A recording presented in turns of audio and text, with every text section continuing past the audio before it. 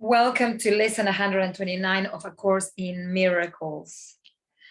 Beyond this world, there is a world I want. And I'm just going to read a little bit what the lesson says. You cannot stop with the idea the world is worthless, for unless you see that there is something else to hope for, you will only be depressed. Our emphasis is not on giving up the world, but on exchanging it for what is far more satisfying, filled with joy, and capable of offering you peace. Think you this world can offer that to you. So yes, I mean, it is, because I mean, when you're doing these lessons, you go, oh my God, it's like, you know, your mind is going crazy. It's like, what do you mean nothing exists? You know, all I see is suffering, all I see is my beliefs. So it can be a bit disheartening. And really, we just need to hold on tight to God's hand, to the divine's hand, just to go through this transition until we start understanding this new way of being from a deeper place within ourselves. So how can we find peace and love and happiness just with our minds?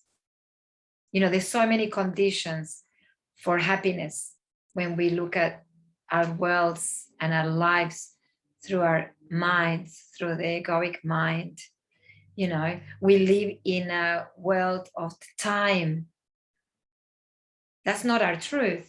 But in this human form, we live in a world of time, that the day starts and then the day ends, the week starts and the week ends, the month starts and it ends as the years.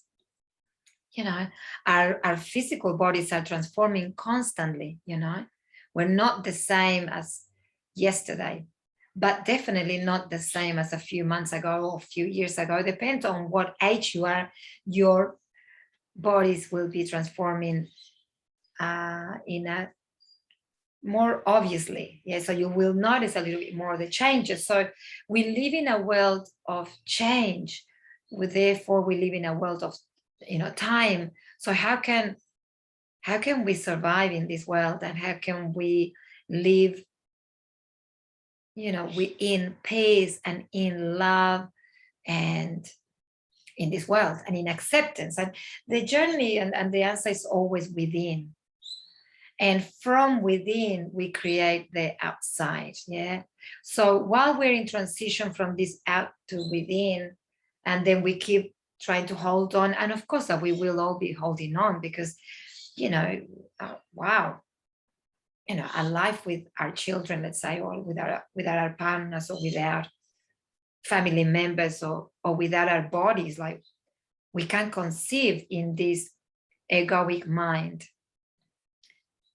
So that's why in this transition there is two realities, and we are actually coming from one reality into another one. You know, we're coming from the reality of the egoic mind, where the time exists, where day and night, where cold and hot, you know, the opposites exist, and we're coming to a place of timeless, of, you know, nothing changes within the self. And when you connect to that inner space of within, and this is the transition that we need to keep going through.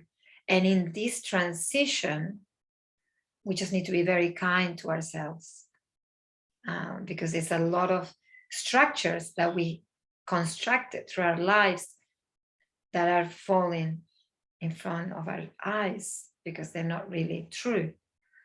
So just be willing to let control go and let God show you the truth of your life and the truth of your relationships, the truth of you, you know, because until now you just have an opinion about yourself.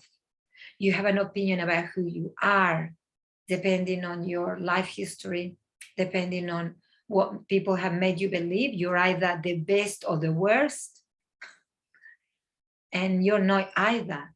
It's about letting go of this expectation that others will give you recognition and connecting to your true self of who you truly are.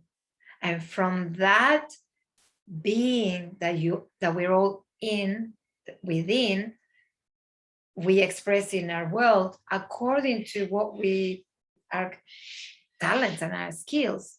But it only happens from in to out, yeah? Not the way we made us believe that it's all outside. Our world is all from the outside. So beyond this world, there is a world I want.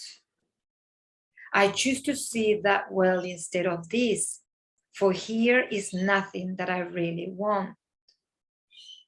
You know, here there's nothing that I really want, because all I see is made out of by my own mind, by my own perceptions, by my own story, by my own mental map, by my own history, belief patterns, etc., and so on and so on.